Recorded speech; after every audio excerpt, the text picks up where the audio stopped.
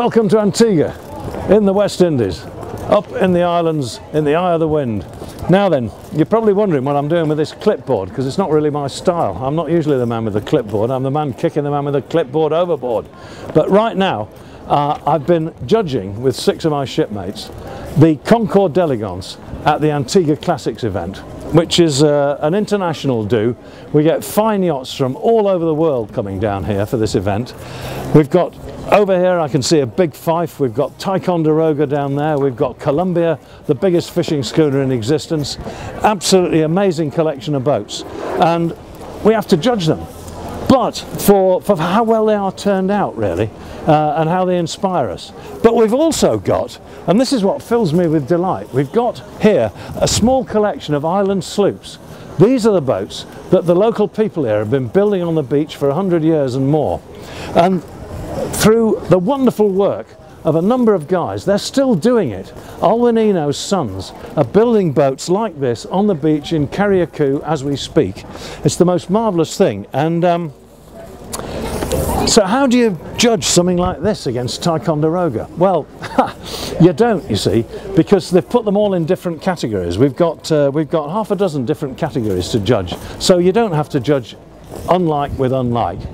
But the way we do it, and it can be very, very difficult to make these judgments, it gets terribly subjective and people get very passionate. The only way to do it is write down a score from 1 to 10 on a number of categories that you want to have a look at the boat for. And this is what they go for. They go true to period originality. Well, these boats score very high on that, and more of that in a minute. There's also bright work, the yachts, we all like to see that, the condition of the deck, the rigging, the interior of the boat, how that feels, and the overall impression. Well, all those things are marked out of 10. And finally, we get the total. So if there's any argument, really, in the end, we all add up our totals, and the one who's got most marks wins. So it's not too subjective. The nice thing about these traditional boats is the first category, true to period originality. Well, that's a nice point here, because who can say they're still building them? It's still happening. And the true to period is really the thing rather than originality, because there isn't any originality. These boats were fitted out very largely from what they could find, from what they had.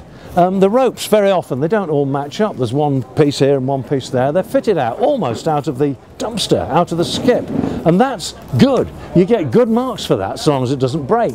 And it's been very, very windy, and we have had 1 or 2 breakages. Over here, we got my pal Alexis, who broke his boom this morning, which was clearly not good news. I'm sorry, not his boom, he broke his gaff. It wasn't all lost though, because the boat next to him broke her mast coming down here. They found a substitute mast which they've got in the boat, and out of the wreckage of the old mast, Alexis is planning to make himself a new one, a new gaff, and he'll have that rigged by the time I go racing with him on Monday, I think it is. So that's the sort of thing these guys do, and they get maximum points for that, because that's exactly what to do. Another of the lads with these boats, he was out, he broke his tiller coming round here, and he had to cobble up something as best he can, but he needed something strong, and he was out last night and there was a road accident. Nobody was badly hurt. It was a sort of friendly, probably rum inspired accident. Everybody walked home, but there was a fence that got knocked down and damaged, and it was all made of tubular aluminium. And he picked up a piece of this and he looked at that and he thought, my goodness, that's just what I need. He brought it back, got a hammer, banged the end flat, whopped it through the tiller, the rudder head, and there's his tiller in the proper island tradition. So you see, winning the Concours d'Elegance at Antigua isn't always about having the best varnish. That might help a lot, but it's about what you do, and it's about how you feel about the boat. And the last boat to talk about, very, very briefly, is a boat that won on pure soul. She won her category, which was a category specifically designed for boats that you would go to sea in no matter what the weather. And this boat won for pure soul. Her decks didn't look great, she didn't have any bright work to speak of, but my goodness me, she had passion, and you felt she would look after you. So there we are. So I'm standing by this flag on these wonderful ships, and I think I'm going to go and have a rum now. Thanks for listening to me for so long. Talk to you soon.